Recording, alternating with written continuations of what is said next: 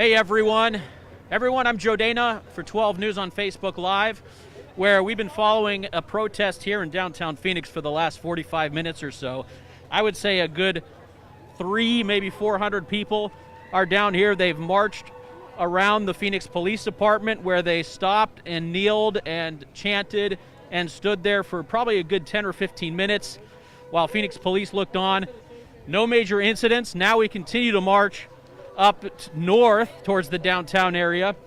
And I'm with a group here who decided to come out today. You guys are from Arizona originally. What motivated you to be here on this hot Sunday evening? There's been an injustice and something needs to be done about it, and we need to come out here and unite as people and use our voice to fight it. America is supposed to be founded on liberty and justice for all, and we're not seeing that across the country, so we just need to make it known here. Yeah, I'm curious what you thought of the last couple of nights where these protests have turned violent. We've seen windows broken, and in the Scottsdale area, looting, businesses seemingly senselessly damaged. Right. What went through your mind seeing some of that, and what do you hope for tonight? You know, I think that people are mad, and I think that they have a right to be mad. I think that people have peacefully protested for a very long time, and nothing's been done about it. And we're done peacefully protesting.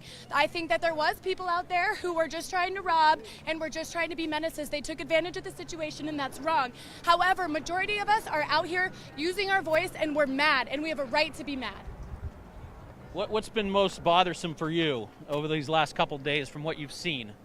I think people using the movement to loot and rob, and that's not what this is about. This is about justice and making our voices heard, and just stealing stuff isn't really what people are here for. Yeah. So the governor, he's declared an 8 o'clock curfew here in Arizona, and from what we understand, this protest is expected to actually end around 7:30, so they're planning to wrap this up beforehand. But as the last couple of nights have shown us, you don't really know how these evolve and where they end up in terms of the temperature of the crowd. So far, though, I can tell you this march has been orderly. It's been peaceful. The chants we've heard, no justice, no peace. We've heard the chants of 2 or 3 of the men who have died in police custody that have sparked this rally. And of course, we've heard some calls for change and reform, specifically at the Phoenix Police Department. In the entire nation. If you're watching this, you need to stand up, you need to do what's right. History has proven to change when we get out and we make moves. You have to speak.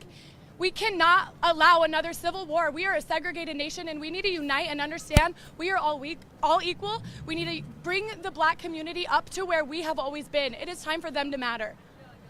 Look, about 3 years ago, I covered the Department of Justice, which came here.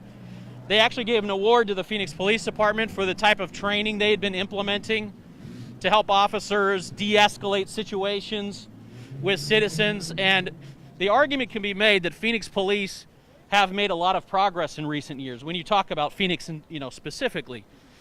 And there has been a lot of reform, and they've received some national praise for that. Is it possible that these protests are perhaps focused in the wrong place?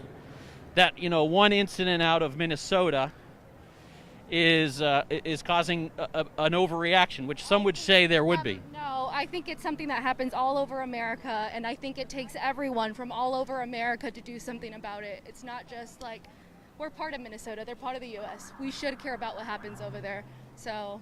And I'm pretty sure Phoenix PD just killed a man the other night on the 101. So even if they're getting it together, proud of you, good for you, it's still not good enough. So get it together more.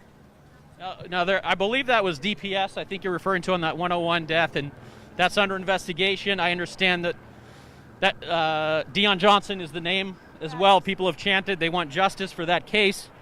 We're still waiting for more information on what happened, but there was no body camera on that officer, which DPS does not have. Is that something you guys are also here for in terms of transparency? There are still agencies out there that don't have body cameras. Yes, this is more than the police department. This is our elected officials who need to do something. This is our court systems who need to be better. Everyone in power needs to be better. There's an abuse of power, and that's the problem we have here, and it's targeted to the Black community. Something needs to be done in all levels. If I could, thank you so much, guys. If I could find someone else here who came who would like to say something in terms of why you came. Can I ask anyone? Can I ask you what brought you here today? Because I'm tired of this bullshit, man. It's bullshit. Killing innocent people for no fucking reason. That's why we're here. We're all here for that one fucking reason. I gotta ask you to watch the language, sir, but I appreciate the passion. Anyone else here? Tell me what brought you here. What does your sign say? My sign says, "Where was the tear gas and armed anti-lockdown protesters when they took the streets?" So You feel like there's a double standard with the way protesters are treated? definitely, yeah. We're here just to make a peaceful protest when they were upset that they couldn't get outside and get their haircuts. I think what we're doing is 10 times better. Look, you're out here. It's hot. Are you from Arizona? What motivated you to be here today? We just wanted to show everybody about how bad the police brutality has gotten, and we want to make a change for it. Hello. What brought you here? My family was personally affected by police brutality, so that is my motivation for being here. All right, thank you both. Everyone has a story. Everyone has a viewpoint, obviously. And again, this is the scene here. We're north of the Phoenix Police Department right now.